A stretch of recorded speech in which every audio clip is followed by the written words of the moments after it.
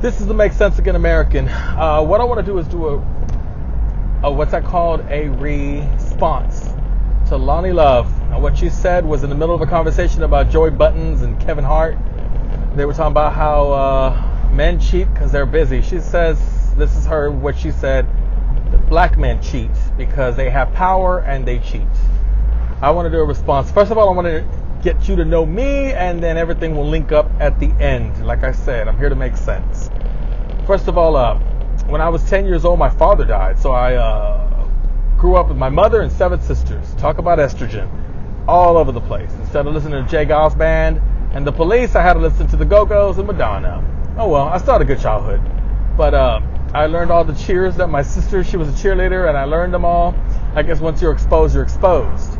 But it was not that I learned makeup or anything like that. I didn't do that or anything. All right, now that that's out the way. Also, in growing up with them, I had, around a realm of females, I picked up a lot of feminine ways, to the point that even today people always ask, are you? And no. And then they realize once they meet me and once they see me in action, they're like, yeah, there's no freaking way. So that kills that. But when I was a dropout, I dropped out of school and I had this lame job, and there was a coworker, and he approached me and he says to me, "You're in the closet." I didn't know what closet meant. It was 1988. I didn't have Google Urban Dictionary to tell me what that meant, or, what it was personifying. But that's like somebody looking at you and saying, "Hey, you have a head dome," and you're like, "What?" Because hey, it's just something you hadn't heard before. Well, that's how I felt when he kept saying closet. But as he explained, he says, "You're in the closet." He goes, "I can tell you're a fairy." He says, "I'm not calling you a fag." He says, "I'm not calling you gay." He says, "But you're going to come out of the closet. And when you do, I'd really like to be the first one you tell. And it's a big step." And I'm like, dude, first of all, I'm not taking any steps in that direction. You need to calm that down. Made sure that he knew that I wasn't, that's just not how, no, I'm not feeling that. I don't want to deal with any men because that's not how I roll. But what was that I was an incel, and I had no luck with the ladies. And he knew that about me. He's a coworker. We talked, and he said, "There's a reason why you can't talk to girls. There's a reason you get nervous. There's a reason they don't find you attractive. There's a reason that you're still a virgin. It's because you are in the closet." He kept saying that over and over again. So my response to him was, "Well, it's a sin. Although the Bible says I can't do that." And he got furious. He said, "Stop saying it's a sin." He says, "God loves everybody. Why don't you just understand that? You could still do, you could be gay. It's okay." Well, apparently he was gay. You do know that, right? I don't have to spell that out. But he was gay, trying to convince me to be gay. But the thing he didn't have was Hollywood. You see, he didn't have Hollywood shows saying, that it's okay to be this way, or there's nothing wrong with this, or movies and shows and commercials of fellas holding hands and kissing and what have you. Cuddling, things like that. There were no comedies about homosexuality, nothing. So he had nothing. All he had to compete with was a Three's Company and what's happening. And Three's Company, Jack and Larry got all the hot ladies, and if they didn't get the hot ladies, the chase was on, and I wanted to be like Jack and Larry. TV inspired me. I did nothing else. When you're a virgin, you stay home, watch TV. So I just sat there and he could not win this. It's hard for him to win by himself with a set of nads, it's just difficult. But now it's different. You do understand that now it's different. You have the cameras on. You have everybody, exposing this to to the youth, and also to the older. So you think you woke, and I'm open-minded, and I believe that everybody. Yeah, gotcha. Just not me. Sorry, I'm not participating. I reject your hypotheses. So, a couple of years pass, and I bump into him, and he's skinny. And I looked at him and I said, "Bro, what the hell's wrong with you?" And he told me. He said, I got a little AIDS. Describing it like a little toothache. I have a little AIDS. And I would have think, like, what if I would have stepped in that direction and got caught with that? But he's gone, and I still thought about it. Not, catching anything, but thought about, the whole process of me falling for it. If I would have surrendered, I guess, and he would have opened my mind and said, "You know what, there's a reason why, and it all makes sense now, and I'm gay, and Mom, I'm gay, and family, I'm gay, all this, going through the whole thing, everybody's so proud of me. No, but they didn't have that back then. It was pretty much, dude, you're gay. But let's say I would have done that, I would be the angriest LGBTQTWXYZ. I would be the angriest, most obnoxious, most in your face flag waver. It's like I would be so upset and want to make every little boy wear a dress and glass slippers. I would be after the boys. I wouldn't bring the lesbians. I have nothing to do with it. I would just be vindictive. You understand? Because in all fairness and all trueness, I would have been jealous that him and him and him are holding hands with beautiful young ladies, and I'm stuck with this flag. And that is how I would have approached life had I have gone that route. Had I listened. Like you girls listen to feminism, and now it's biting you in the ass, and you're like, why did I spend my time listening to this feminist bullcrap? I would have been the same damn way. But because I took this route, I have 2 amazing sons, and I love raising them to be men. Having said all that, I think I'm done with that. Loni Love, I believe she's vindictive and angry. You see, her co-workers have black men. One of them dating a white guy, but she's mixed. But they have black men, and she's dated black guys, and she could never get her black king. So she dates a white guy who finally says, I'll take you in my arms, and I will date you, and we will live happily ever after. But I heard they broke up. Regardless, she is trying to recruit women. The draft is happening. She is trying to recruit women to date white guys. She's done with black, and not only is she done with black, but just like me, how I would have been, she is vindictive, angry, and jealous. It all makes sense. Nobody's put it out there, but I have. I actually hope she's happy. I've seen her sob talking about the guy that she's dating, and I hope they don't break up. I hope they are swirling, But the thing of it is that she's upset a lot of black men because she gave them a bad jacket. And you have to understand, it's been about 3 decades since a black man has worn a bad jacket. I mean, remember the movie where the 3 white people are sitting at the table and action? Oh, here comes Clarence. Oh, whenever he talks to me, he touches my leg. It's very uncomfortable. Yeah. He's also really broke. He always begs for money. Oh, he stinks too. The director will be like, cut! No. Jaquavius, come here. First of all, I did not write the script. I don't know where we got the script from. Who wrote the script? Can I see your penis? You do understand that Hollywood loves black penis. Even the fellas, especially the fellas, sick, demented fucks. Anyway, you remember the other movie? Well, first of all, you remember the other movie where it's Rafael, Sofia, and Roberto, and they're sitting in the park, and action! Here comes Jerome. Oh, goddamn. That guy, he's so stupid when he starts talking to us in Spanish. Que pasó, amiga? Somebody needs to tell him he needs to stay in his lane. He's fucking stupid when he talks like that.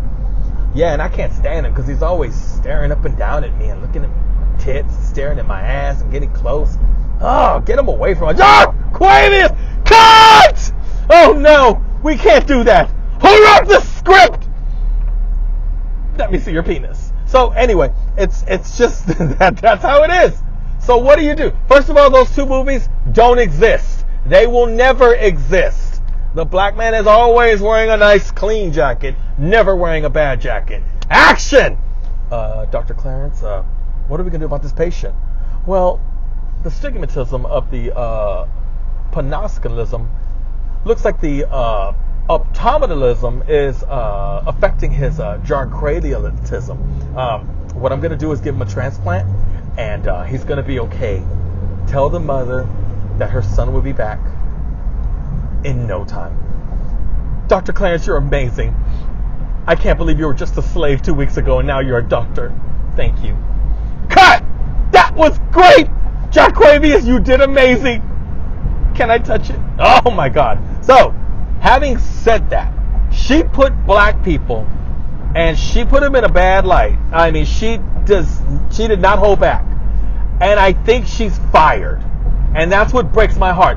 You coddle white liberals, black, I don't get it. I thought they were kings. I thought you were strong black men. But you're being coddled. It's like, come here, come in my arms, and you're rocking back and forth. You're rocking back and forth, holding a black king in your arms. And just, I don't get it. Why would you do that? The reason I bring that up, because she actually did that. And it hasn't been done. You just don't do that. Whenever you see a black actor in Hollywood, he's got a hot co-actor, and she's usually white. And it kills me because this has been done before. YouTube had a string of really amazing women. There was Isadora Storm. There was Brooklyn Blue. There's Egypt Anna. She's still around. Egypt Anna is still around. That's my girl. There was Crystal Carrison, something like that. Anyway, she's also, they all believe in swirling. They all wanted to do the swirl thing and say, just get out of there. Get out of Blackistan was what they said. And they were bombarded by harmful and really hideous remarks and posts, and we don't want your ass anyway, and things like that. But since we don't want your ass, you ain't ready, or you tired of the big, whatever, big black, blah, blah, blah. And it killed me because I'm like, they couldn't move. And for somebody to always hear that, they don't want you, and then to turn around and see all these actors, like she said, when they have money and they have power, they leave. They will leave. Go to video number 2 and I'll tell you, and you'll know why they leave so early and so quickly. But the thing of it is, they don't even need money and power. I watch porn, and there's always that thing, the lady finally has her fantasy fulfilled with a black man. And if I were a black guy, I'd always be like, man, I'm going to just stay single forever. Because there might be a lady pulling up, be like, hey, get in the car. Or I'm just going to stay single forever and just keep, plowing all these women and never stay faithful to nobody. Because Tommy Sotomayor said, and he said it, so, I don't know about the facts, but if it's true, it's true. It says, Asian men are the least desired, black women are the least desired. White women are the most desired, and black men are the most desired. So they desire them with or without power. They're being desired. Women are being aroused by their presence. So having said that, that's a power within itself. Okay, a little Cambodian guy doesn't have that same power that he has walking in a room. So that's power within itself. And that's what Loni's talking about. But when she said it, like I said, she gave him a bad jacket. It was inappropriate. Why are you turning this into a black man? Even that Latina girl tried to say, oh, this is machismo. No. Calm your ass down. I'm speaking only about black men. She's right. She's absolutely right. They're not faithful because they don't have to be. If they're the most lusted men on the planet, they're going to stay that way.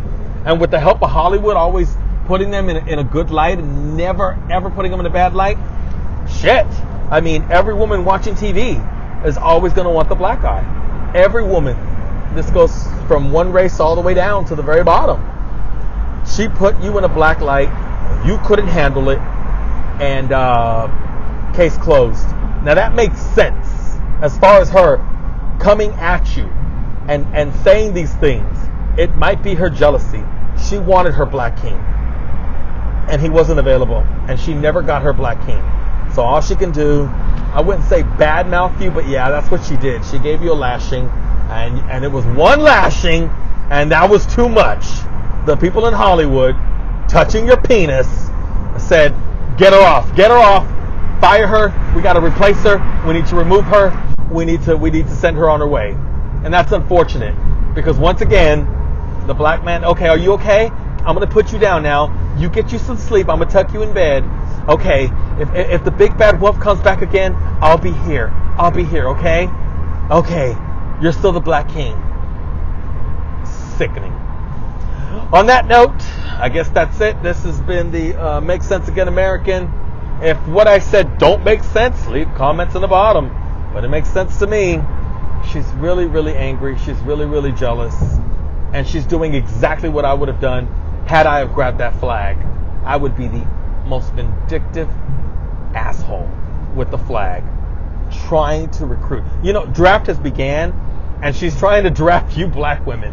She's trying to draft you into going on to the other team. She wants black women to date white men. That's where she's trying to get you.